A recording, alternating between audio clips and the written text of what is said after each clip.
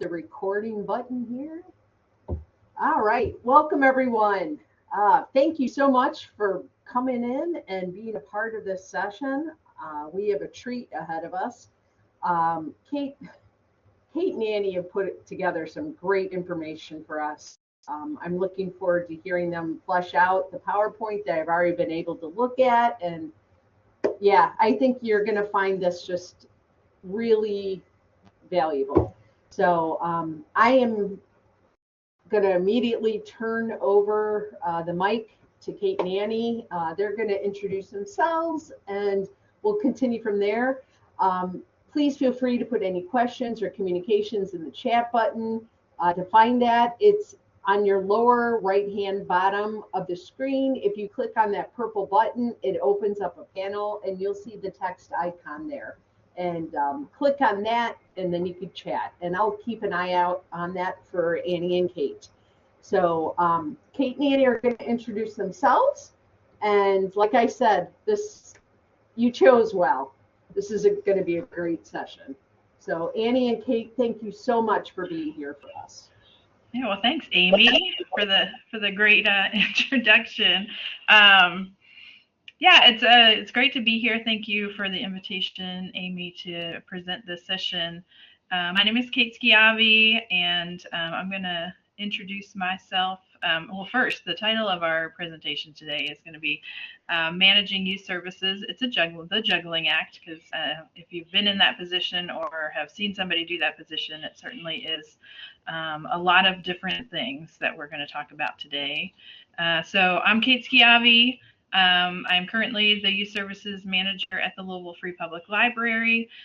This is a little bit about me, but I have worked here at LFPL since 2002, and I have held different positions, but always in youth services, and have really just come to love working with our families here and all of the different ways that we can support them and help them and give them what they need in their lives. And so that's one of the things that I love to focus on in the job is just being a resource and a service to the families here in Louisville.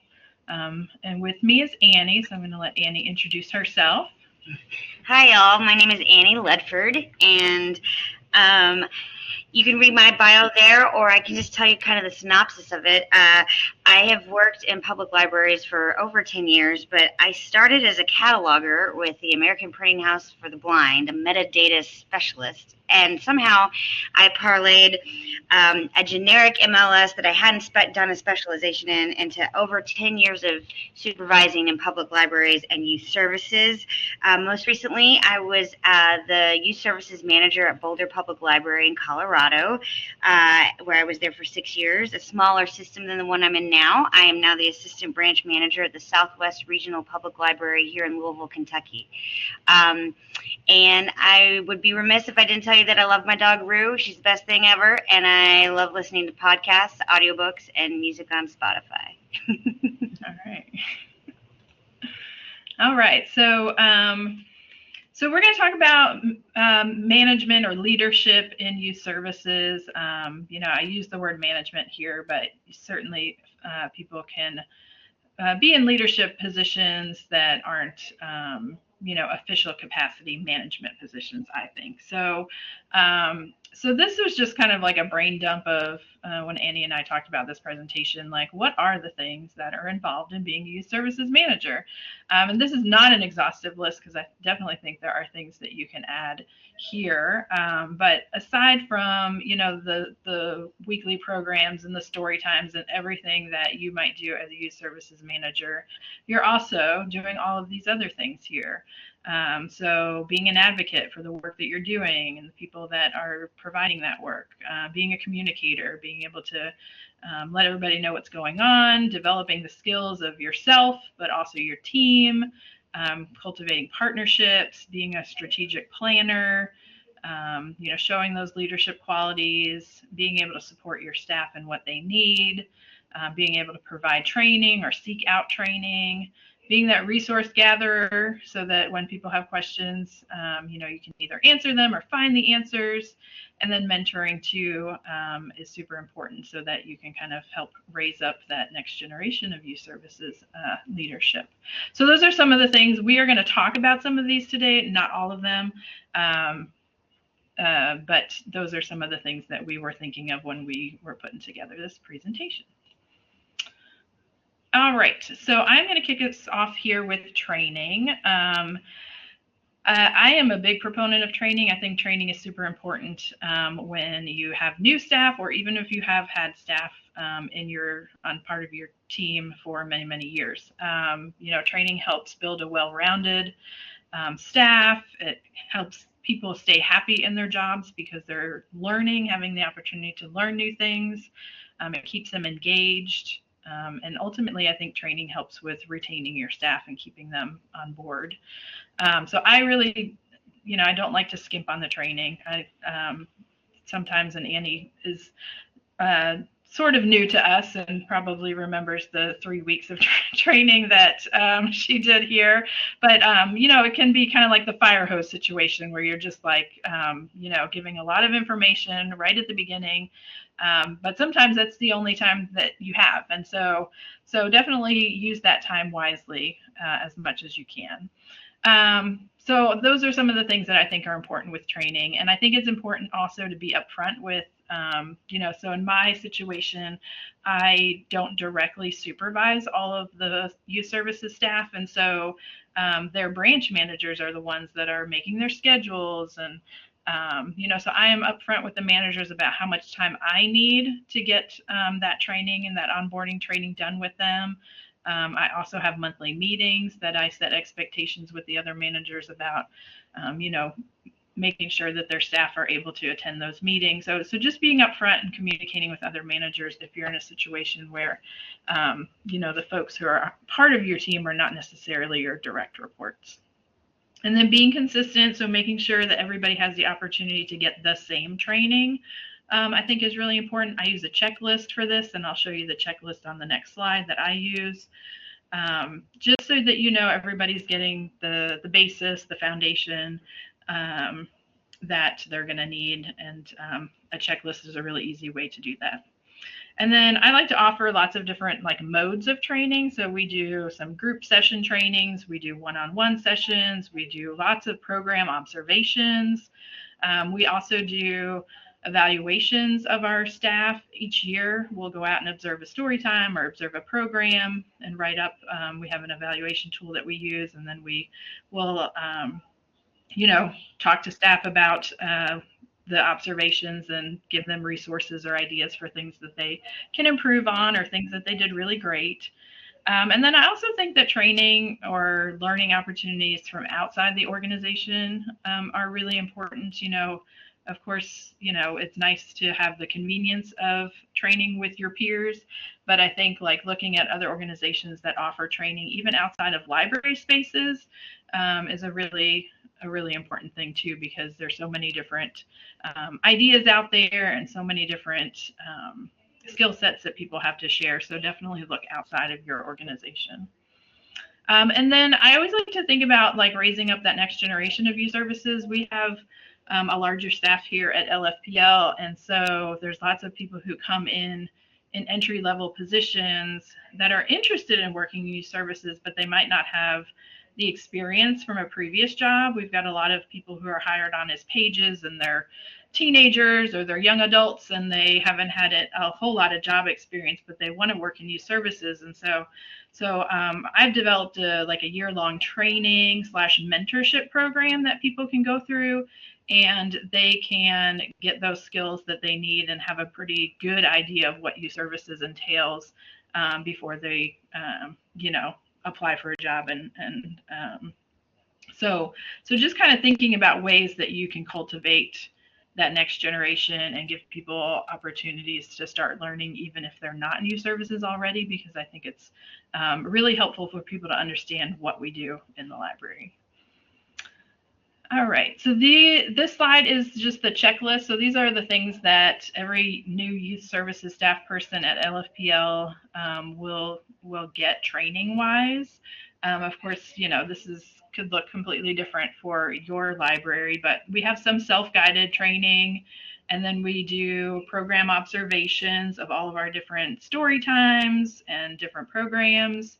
And then I have some one-on-one training with staff, and it's different staff. I like to, I do a lot of the training modules, but I think that it's important for staff to have the opportunity to meet with all different people from all over the system. And so the training period for us is really a lot of driving around too and going to different libraries to meet with different people and see what they have to offer. So that is our training checklist.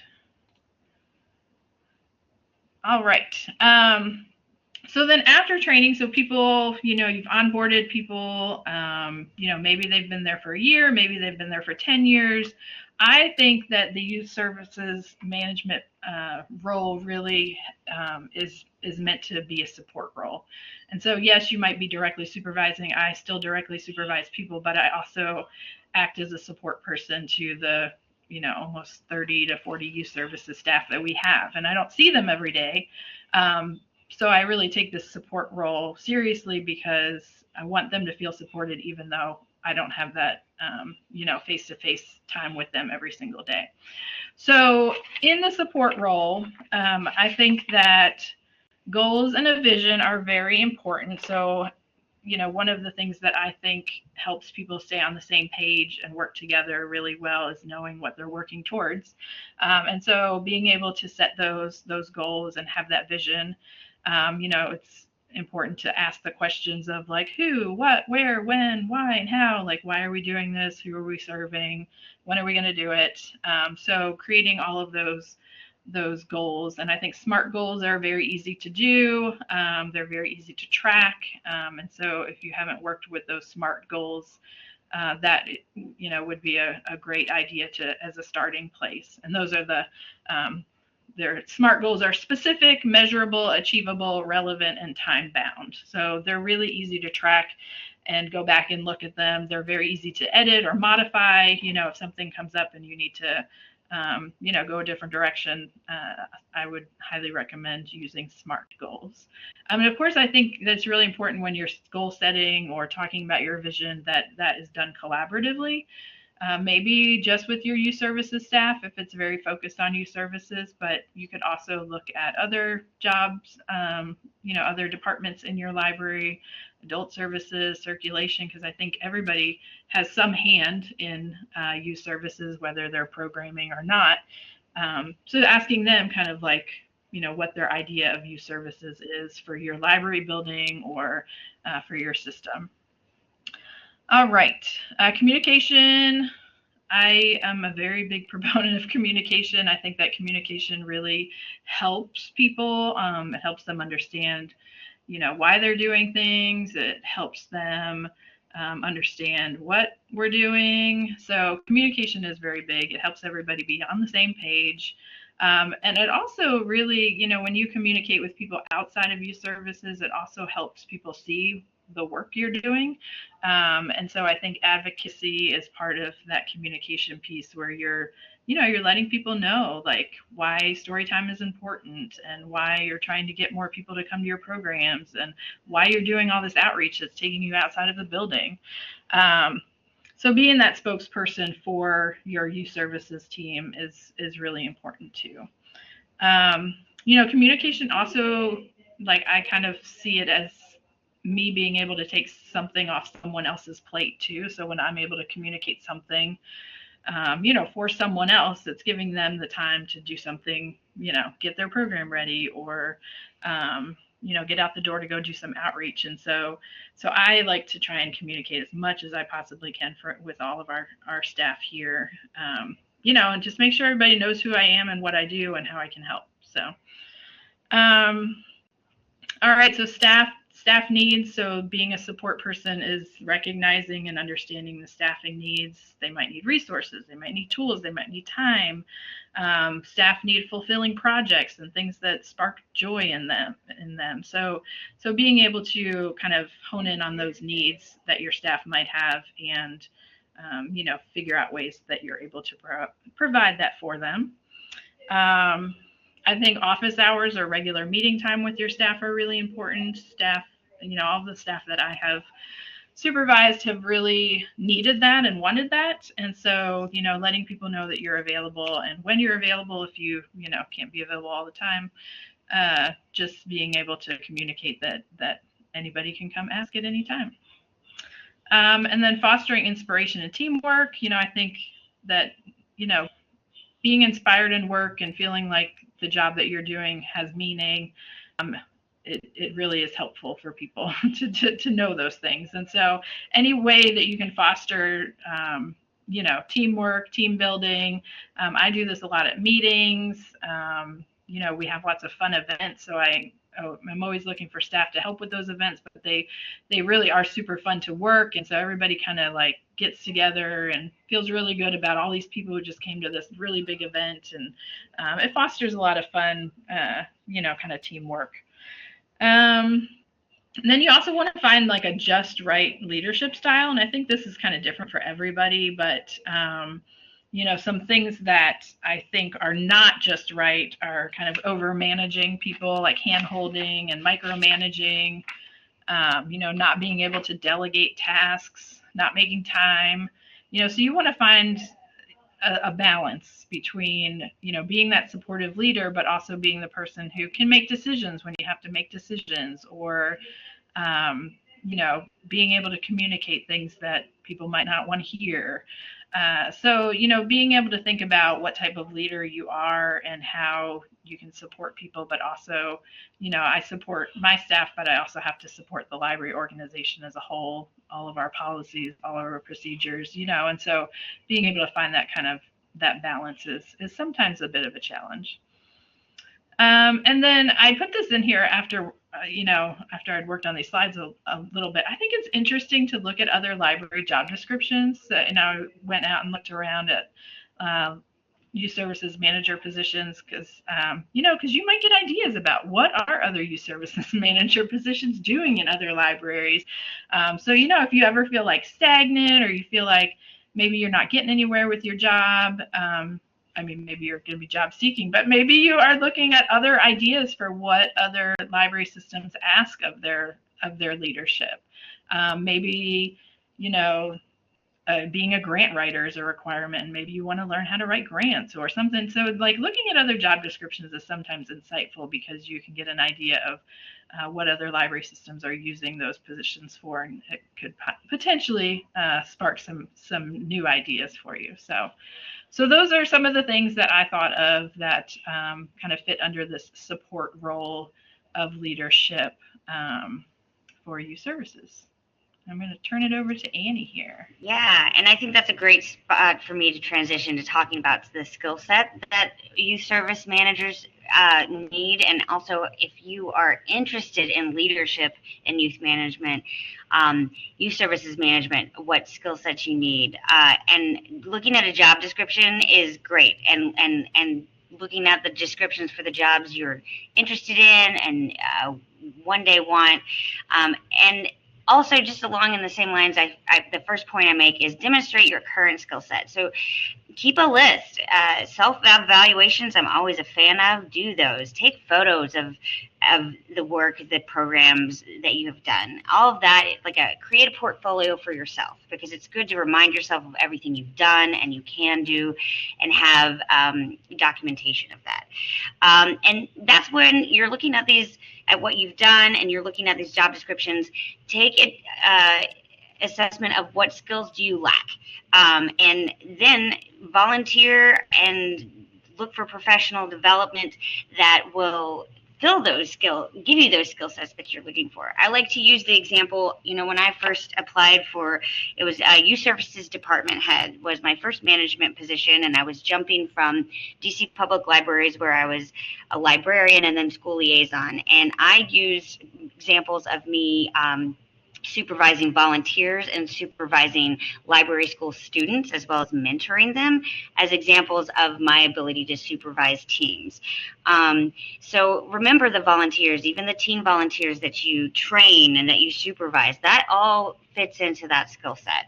I also am a big advocate of joining professional associations and volunteering for them. One example is ALSC had at the time, and this was years ago, a school and public library team or committee, and we all collaborated together to create a toolkit for school and public library partnerships, which that is my little niche. You'll learn that more about me as I talk about partnerships, is that I really came to understand the relationship between public libraries and schools and what the roadblocks there are and how to work around those roadblocks. And also I just have to mention, most of us have story time performing skills, and you need to realize that gives you huge presentation skills or improvisational skills that are important to leadership and supervising. Not everybody can do what we do during story time, and that's more than just reading a book. So remember what you do have ahead of you. And I also want to mention something I didn't put on there is your project management. Any kind of project you oversaw or were on a committee for, whether it's summer reading or a big event that you were part of, that shows your project management skills. And so don't underestimate what you already have experience in doing. And that leads me to strategic initiatives. No matter what position you are in an organization, and this is beyond just libraries, you cannot fail to think strategically. Everyone can think strategically, and like their administration team. It's not just for administrators. I would begin with your library's mission, vision, statements, and if they have strategic initiatives. LFPL is very great about posting theirs on their website. Dig into that, and once you realize what is your administration wanting to focus on, maybe it's literacy, maybe it's adult education, how can you fit into that mission and those strategic initiatives? I really love PLA's magazine and ALSC magazine. Keeping up with professional association publications and blogs and conferences are great to know what the trends are in youth services in public libraries. I just soak that up like a sponge. There's even now podcasts, which, I love podcasts. There's a public libraries podcast that I sometimes kind of drop in and listen to see what everybody's talking about. And then as I can't help but mention that creating and strengthening current partnerships within your library are strategic initiatives. So if you're creating a partnership with the 4-H in your area and creating programming for that, or you have partnered with the local food bank to do summer meals for your library during summer reading, that is a partnership, and partnerships are thinking strategically. So I can't emphasize enough that everybody can think strategically, and when you're showing that you have tied your work specifically to a mission or vision, that's how you're showing your strategic initiative. Now, partnerships, I mentioned earlier, the school and public library partnerships are kind of my jam. I started in youth services working as a school librarian in DC at a middle school on Capitol Hill. And then I was lucky enough to get a job as a popular services librarian for DC public libraries. And around that time, I don't know if you've heard of Limitless Libraries, that's out of Nashville, but it was becoming really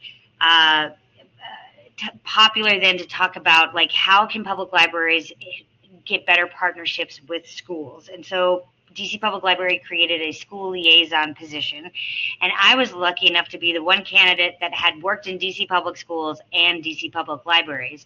And so my main job as school liaison was, one, creating a pilot school library completely funded by the public library in a charter school. We put an entire school library into this K-8 charter school, and I managed that library. But we also created a school ID program called All Access.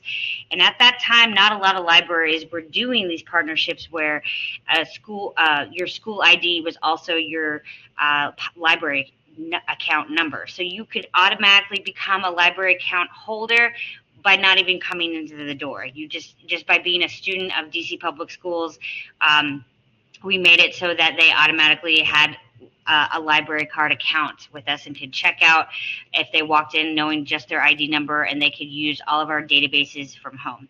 So you would start by consulting your library's mission and vision statements to brainstorm potential partnerships.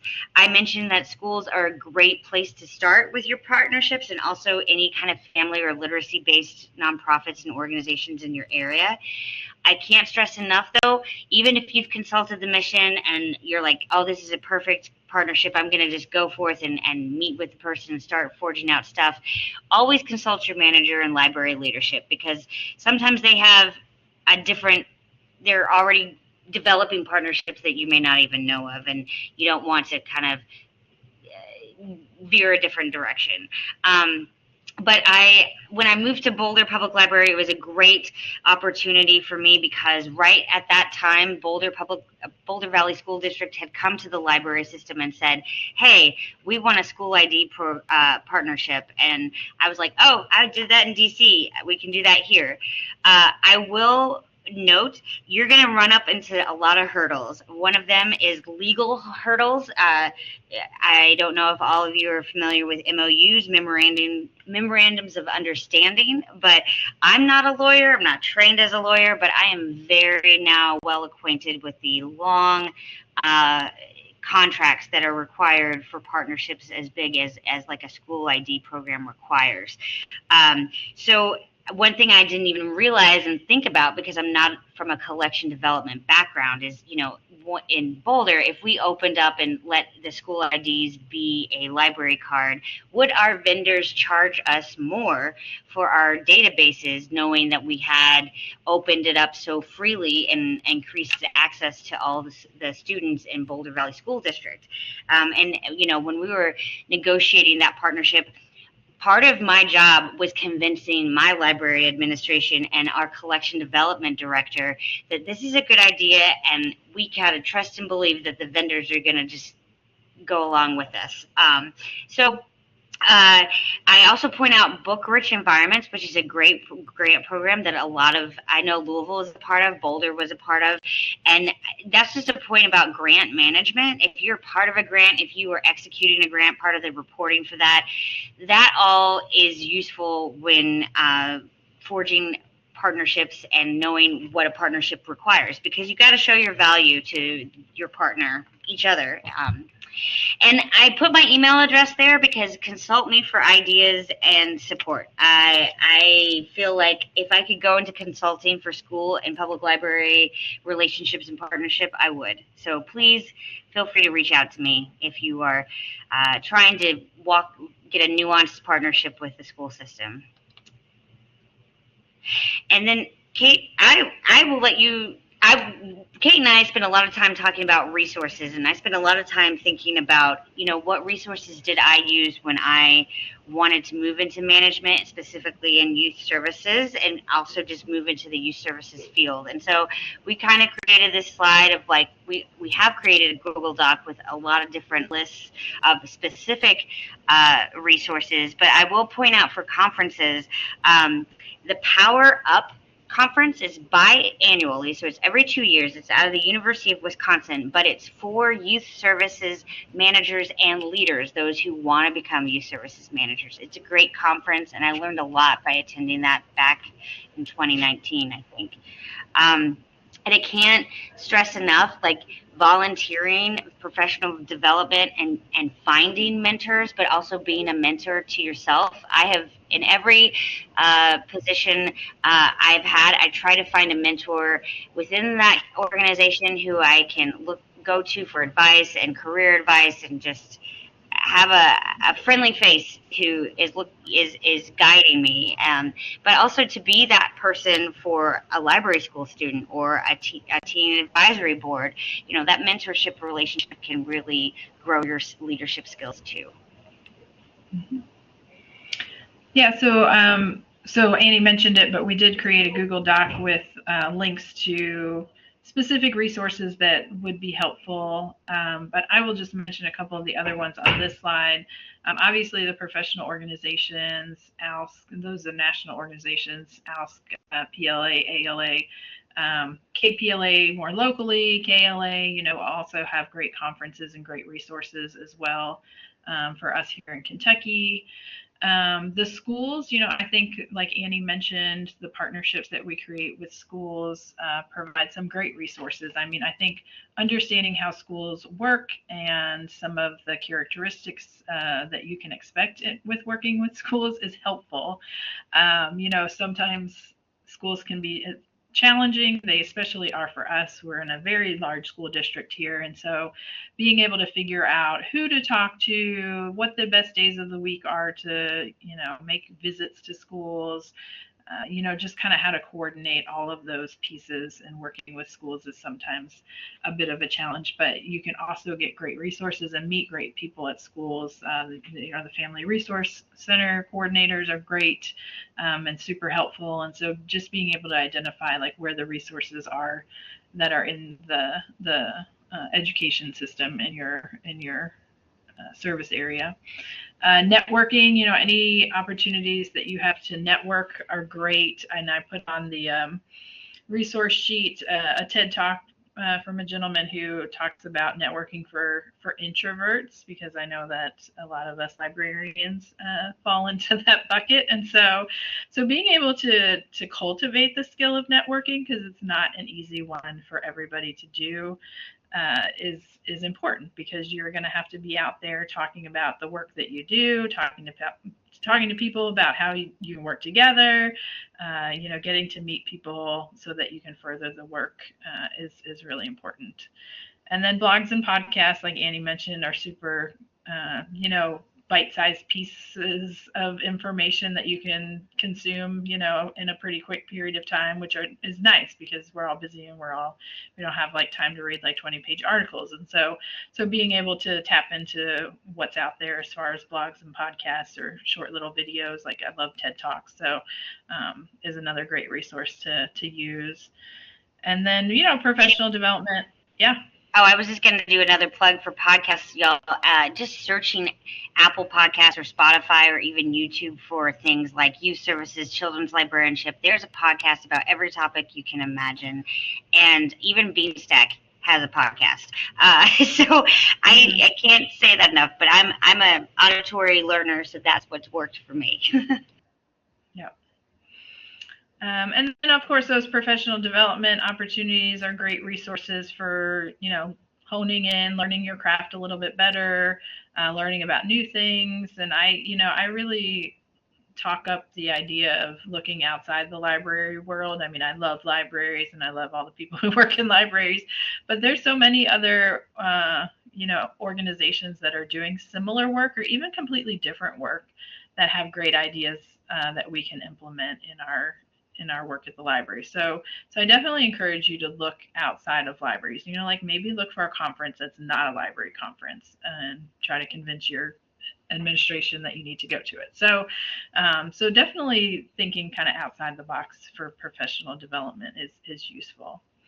And then volunteering, that's a great resource where you can tap into the community in such a deep way. I think that being able to volunteer at events that are happening in your area, just as a person, not necessarily as somebody's going there to network for the library, but being able to help out with different projects that are important to the community, or, you are going to network in that way, but that's not the primary motivation there. So being able to help, in the community is going to help you extend your understanding of it, and you'll get to know the folks in the community even better too.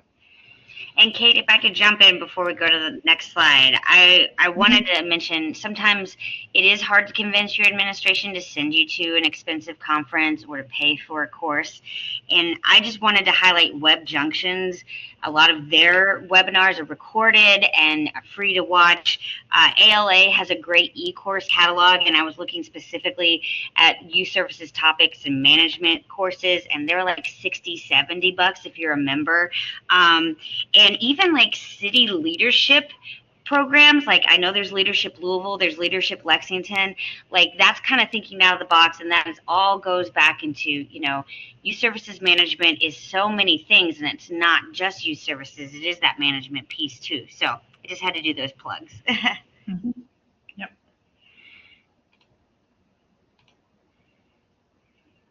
And I make Kate add this part. We know that management is not easy, and sometimes it's really isolating. So I just want to remind everybody, no matter where you are, what position you're in, be kind to yourself, seek support from resources, peers, and mentors, and acknowledge your accomplishments, because, someone may not always be there to tell you or remind you that you're doing a good job, but I'm here and Kate's here. We will remind you that you're doing great. Send me an email. I can tell you you're doing a great job, because you are. And sometimes management, especially, you hear all the things you've done wrong and you don't hear much about what you did right.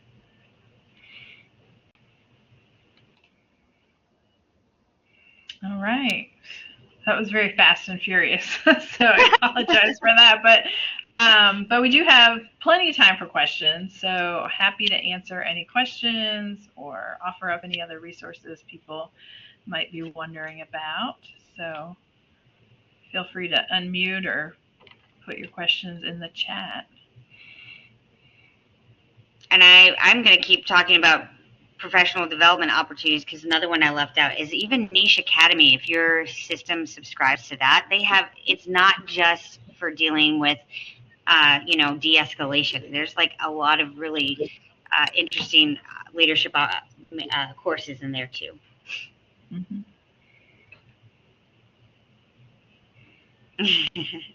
Also, if you wanted to send me your email, if you're not already receiving these emails, is I send out directly to people in management resources.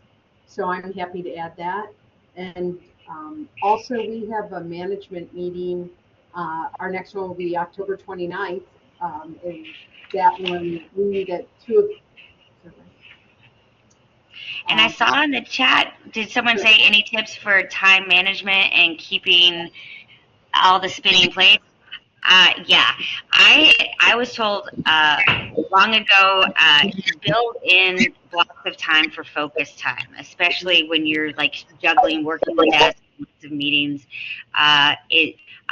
Once you get a handle on your schedule, you do kind of find when you have lower times where like you won't be interrupted, and like save those blocks of time. I put them in my Outlook calendar, and I color code my Outlook calendar. And I once worked with a manager who really knew how to use Outlook tasks in this really organized way. I use old-fashioned pieces of paper and Post-it notes, but I think the best tip I could give is just making sure every week you've carved out an hour or two of focus time just for you to have quiet time to work on what you need to. Yeah, I agree with that. I do a lot of checklists and to-do lists. I am very much a paper person. Like I do keep an Outlook calendar, but I have lots of Post-its. And I think like being able to set priorities, so I will move to the bottom of my list something that I know is not completely important to get done this week. And so that way I don't feel the pressure of it being on my list. So I can move it down to the bottom of the list if it's not, if there's not a deadline or something that I have to take care of right away. And I think that deadlines, I think for me, I work really well with deadlines, because I think if I have projects that are just kind of like looming out there and it's something that I really want to get done, but I don't set myself a deadline, it's probably just going to continue to loom out there and not get done. And so setting deadlines, I know, setting deadlines and, having those goals set up so that kind of what your roadmap is as far as how you're going to spend your time, I think is important. And I think what Annie said about carving out, half hour or an hour per week just to sit down with your planner or your to-do list and really think about, what you're going to accomplish and what you need to accomplish is helpful for me too. And along with that, Kate, one tip that I found that was really helpful is at the end of the day, write down 5 things that you want to work on tomorrow and you don't even have to prioritize them, right? And then when you start the day, look at that list that you did right before you left work and see what what could be put to later and what is more needs to be moved up to a higher priority list. That really helps. And if you're, I know I really lean hard sometimes on my managers to help me know what to prioritize, because in public library world, like, it's just everywhere, like comes at you of all ends, like I have to deal with this incident report and, you know, the bathroom's not working and stuff like that. And so it's helpful for me to ask my supervisor, like, what do you want me to prioritize and what is a lower tier, lower hanging fruit? And last tip I'll give is, this really helps me too with making lists, is if you take a piece of paper and divide it into 4 squares, and the top of the page is either your personal to-dos or your work to-dos. On the left side is short-term needs, immediate needs, and the right side is long-term. And then on the lower half is personal or work. So you see, you divide it up by work and personal, because sometimes I'll be in the middle of something and I'll be like, oh, I need to pay my electric bill. So at least I have a piece of paper, I can just write that down and it's there. And then redo that list every day. I know this is wasting a lot of paper maybe, but your priorities do shift and change, and just having a place to like write down that thing, at least you get it out and you know you can come back to it. Mm-hmm. Is all the questions? There's gotta be some like. Any other questions? Kate, what was I'll ask a question. What was one of the most influential things for you in getting your job that you have now and knowing that you wanted to move into youth services management? What was the big influences on you? Well, I had a manager when I started working here that was very inspiring, and you know, I always was like, I want to be like her one day. And so you know, and she was that mentor that I needed when I was 22 years old. And so I think partly that. Also, I also have the personality that I think a lot of people do in management, where they want to be sitting at the table, helping make the decisions, want to be able to have a voice in things. And so I think my personality was already leaning towards management. Unfortunately, I was like destined.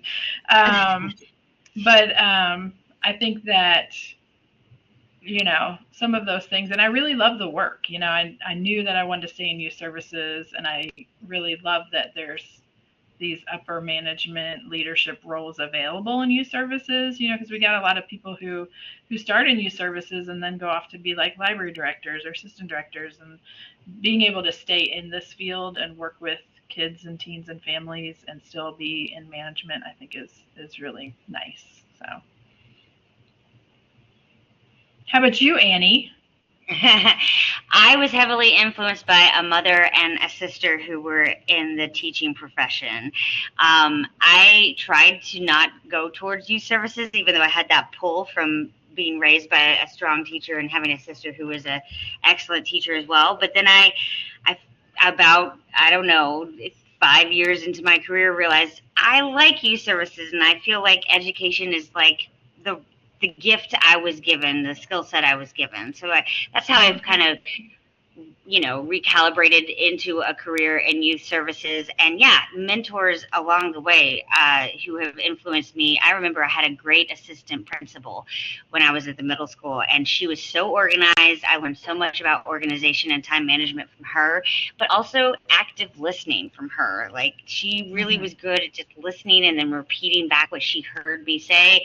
And you can learn a lot from your mentors. And I just think it's exciting to work with people. So I was just kind of like you, maybe always called to go into management. I love customer service. I love public service, but management is customer service in a way, because you are working and managing. Your work is people that you supervise. And I love you calling it a support role, Kate. I always tell people, you know, I am the coach or the manager in the back, squeezing water into the mouths and giving a towel to my staff who are the talent. They're the talent. Keep them happy, give them their resources so they can go out and do their jobs to the best of their ability. And I'm doing good work if they feel supported. Yep. All right. Any final questions? All right, Amy, I'm going to turn it over to you. Yeah, that was great. Oh, you guys, thank you so much. That was a delight. Just thank you. Um, I know they had their emails up, and I will have them out again in a second. Just need to do and want to do a shout out to IMLS and LSTA for funding this wonderful conference that we've been able to experience. Um, Clearly, saving the best for last here. Good place. That was just amazing. Um, just thank you all for being here and participating in the conference. Um, if all goes as we have planned, next year we will be in person instead of virtual. So that'll shake things up quite a bit in wonderful and unknown ways. So we'll see how that goes. Just thank you for being here today. Thank you for celebrating new services. And just really looking forward to any input and thoughts that you guys have had. Please feel free to send me emails if you would like. And just thank you all for being here. And I hope that you have a really great evening tonight. Go for it. All right. Thank you and have a good evening. Thanks, Amy. Oh, yeah. My pleasure.